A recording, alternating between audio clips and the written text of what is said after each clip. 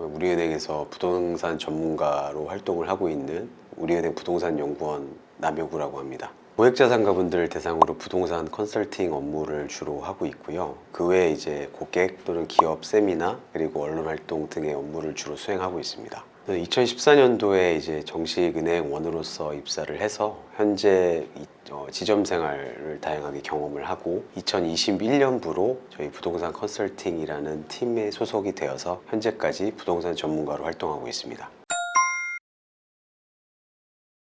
우선 5월 9일이라는 기한이 정해졌기 때문에 그 전까지는 기존의 다주택자 분들의 매물은 지속적으로 증가할 걸로 예상이 되고요. 이러한 지속적인 매물 출현에 따라서 일부 가격 조정이 되는 지역들도 발생할 거라고 예상은 됩니다. 근데 다만 이제 지역 간에 약간의 차별화된 흐름이 나타날 수도 있는데요. 이제 강남권의 경우 그동안의 가격 누적 변동률도 굉장히 크고 향후에 이제 보유세를 강화할 거라는 그런 우려들하고 맞물리다 보니까 아무래도 매물 출회가 좀 지속될 수 있는 반면에 외곽 지역들 같은 경우에는 사실은 누적 가격 변동률이 상대적으로 크지 않고요. 최근에 이제 실수요 유입 같은 여전히 꾸준하기 때문에 매물 출회가 나올 수 있어도 매물이 시장에 소화되는 것 역시 꾸준할 것으로 보여서요. 매물 출회는 좀 제한적일 수 있다. 가격 조정폭도 강남권에 비해서는 좀 제한적일 수 있다 이렇게 생각하고 있습니다. 외곽 지역은 최근까지 이제 가장 거래량 관점에서 거래 분위기가 좋았던 지역들이 대부분인 것 같고요. 그러니까 중화의 지역으로 표현할 수 있을 것 같고, 대표적으로 노원구, 은평구, 관악구, 구로구, 서대문구, 동대문구 같이 거래량의 흐름이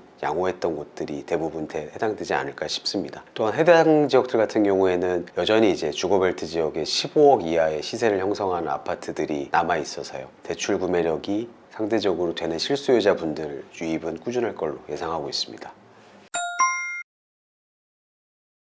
아무래도 불확실성 그리고 변동성 두 가지 키워드로 볼 수 있을 것 같고요. 아무래도 고환율이 어떻게 보면 뉴노멀이 되고, 그 다음에 수입 물가가 올라가게 되면 아무래도 인플레이션이 장기적으로 지속됨에 따라서 하락폭이 좀 제한적일 수 있는데요. 이로 인해서 아무래도 대출 금리가 이후에 크게 낮아지지 않을 거라는 불안감, 그리고 이게 불확실성으로 작용할 수 있기 때문에 어느 정도 매수 심리를 지연할 수도 있다고 생각합니다. 다만 이외에 자산처분 소득과 같이 또 다른 유동성이 시장에 여전히 풍부하고, 그 다음에 여전히 유동성이 존재하기 때문에 변수로 작용할 수도 있다고 생각을 하고 있습니다.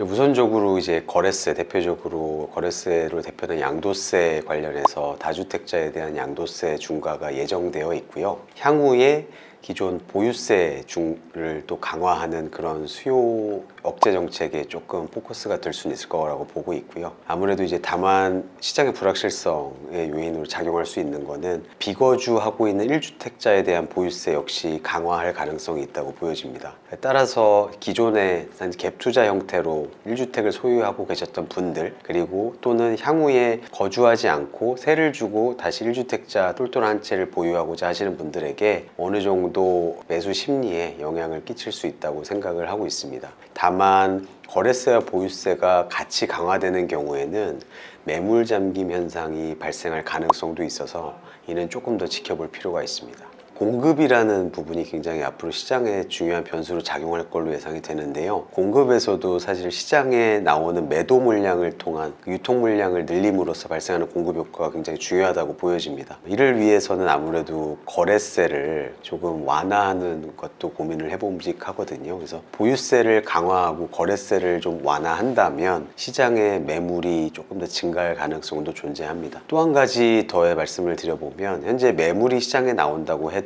대출을 많이 받지 못해서 그걸 수요자가 매수할 수 없다고 하면 공급 효과가 조금 감소할 수도 있거든요. 이를 위해서 대출 규제도 일정 부분 실수요자들에 한해서는 완화해 주는 것도 고민해 봄직하다 생각은 됩니다. 저는 아무래도 최근에 이제 공급 대책에서 구체적인 착공 시점을 구체화해서 그걸로 이제 공급의 가이드라인을 정부에서 제시했기 때문에 향후 주택지구의 유후부지 활용에 대해서 기대를 해봄직하고요. 용산 국제업무지구에 이제 대규모 공급이 이루어지는 거에 대해서는 기대해 봄직하거든요. 이제 공급이라고 하는 게 공급의 양도 중요하지만 퀄리티도 굉장히 중요한데, 이제 실수요자들이 가장 선호하는, 특히 신혼부부나 청년들이 가장 선호하는 역세권, 그것도 용산의 가장 핵심 입지라는 점에서는 공급 효과가 상당히 있을 거라고 기대됩니다. 또 2027년 이후에 2030년까지 3기 신도시 입주 물량이 좀 예정되어 있기 때문에 이를 통해서 어느 정도 공급 효과가 발생할 가능성도 존재합니다. 다만 이와 별도로 저희 공공주도의 공급과 같이 동시에 서울 중심의 정비 사업에 대한 활성화 고민도 좀 필요할 걸로 보이거든요. 그래서 공공이 마중물의 역할을 하고 민간 주도의 도심 정비 사업 활성화를 통해서 공급 효과를 극대화할 수 있다고 생각됩니다. 가장 좀 현실적이고 실효성 있는 방법은 이제 정비 사업의 절차가 굉장히 세분화되어 있고요. 이를 좀 통합 심의할 수 있는 절차를 진행할 수 있도록 좀 법안 개정에 조금 더 힘쓰는 것들, 그리고 이외에 이제 시공사에 대한 건축비 관련한 고분양가 이슈, 조합원 내부의 금융비용 조달에 대한 어려움 등과 같이 실무적인 어려움들이 정비사업엔 상당히 많이 포진해 있습니다. 이를 보완하기 위한 행정적 절차 역시도 정비사업 활성화에 좀 도움이 되지 않을까 생각됩니다. 우선은 이제 조달할 수 있는 가용금액 범위 내의 분양가인지를 꼭 따져보실 필요는 있고요. 만약에 가용 범위의 밖의 분양 가격이라고 한다면 서울이 역세권에 아니면은 서울 인근의 경기의 주요 입지들 중에서 가용금액 범위 내에 있는 아파트 매수를 고민해 보는 것도 좋을 것 같고요. 만약에 분양가가 나의 가용 범위 금액이라고 한다면 당연히 우량한 입지, 나중에 개발될 가능성, 호재 같은 것들을 종합적으로 고려했을 때 3기 신도시 청약을 하는 것도 좋다고 생각이 됩니다. 하남교사 신도시 쪽은 앞으로 주목을 좀 받을 수 있을 것 같고요. 왜냐하면 송파 5금, 방위 쪽에 배후 수요 역할을 하기도 하지만 사실상은 서울에 준하는 입지이기도 때문이긴데 3호선 같은 황금 노선이 연장이 되는 입지이기도 하기 때문에 앞으로 3기 신도시는 교산 신도시를 좀 주목해 봄직하다고 생각합니다. 지난 시장에서는 똘똘한 한 채의 지속 현상이 이른바 양극화 현상을 만들기도 했는데요. 올해의 화두는 키 맞추기 현상이라고 생각을 합니다. 그래서 그동안 가격 상승이 좀 더디었던 지역들이 어느 정도 가격에 상승하는 모습을 보이기도 하고 수요자들이 확산하고 이전하는 모습을 보일 거라고 예상이 되기 때문에 양극화 현상은 올해는 조금 누그러들 수도 있다고 생각을 하고 있습니다. 그동안 가격 상승이 좀 누적 변동률이 낮았던 지역들 위주로 거래량의 좋은 양호한 흐름은 계속 지속될 걸로 예상이 되고요. 이로 인해서 실수요자 유입이 꾸준한 지역들의 경우에는 어느 정도 가격 상승이 발생할 수도 있다고 생각을 합니다.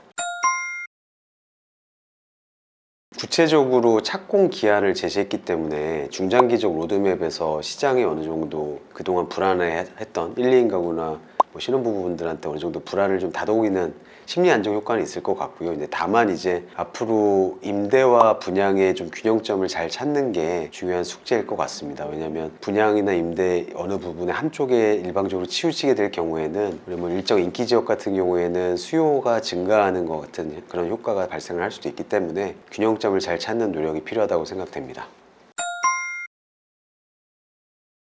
아무래도 앞으로 향후에 세금 정책 관련해서 보유세를 어떻게 강화할 것이고 어느 대상자에게 보유세를 강화할 건지에 대해서 정확하게 정책이 결정된 게 아직 없기 때문에 이런 것들이 시장에 어느 정도 불확실성으로 작용함에 따라서 당분간 매물의 출회는 조금 지속될 거라고 생각은 됩니다. 첫 번째로는 청약에 내가 당첨될 수 있는 확률을 한번 고민해 보셨으면 좋겠어요. 특별 공급으로 내가 활용할 수 있는 게 있는지 아니면은 공공 분양 중에 내가 가점을 받을 수 있는 게 있는지와 같이 청약의 메리트를 좀 고민해 보시면 좋을 것 같고요. 그게 아니라고 한다면 여전히 사실은 서울 외곽이나 수도권 일부 지역에 역세권에 정비 사업이 가능한 구축 아파트들도 있으니까요. 이런 아파트들도 구매력이 가능한 범위 내에서 매수한다면 좋은 선택이 되지 않을까 싶습니다. 이제 하반기로 갈수록 전월세 시장 변동성이 좀 더 커질 수 있기 때문에 신축 아파트 입주장을 노리시는 임차인이라고 하신다면 너무 기다린다기보다 지금 나와 있는 가장 낮은 가격의 전세 매물이 오히려 최고의 선택이 될 수도 있거든요. 그래서 전세 매물 중에 합리적인 매물 그리고 내가 원하는 타입의 동향이 있다고 한다면 그걸 선택하는 것도 나쁘진 않다고 생각합니다.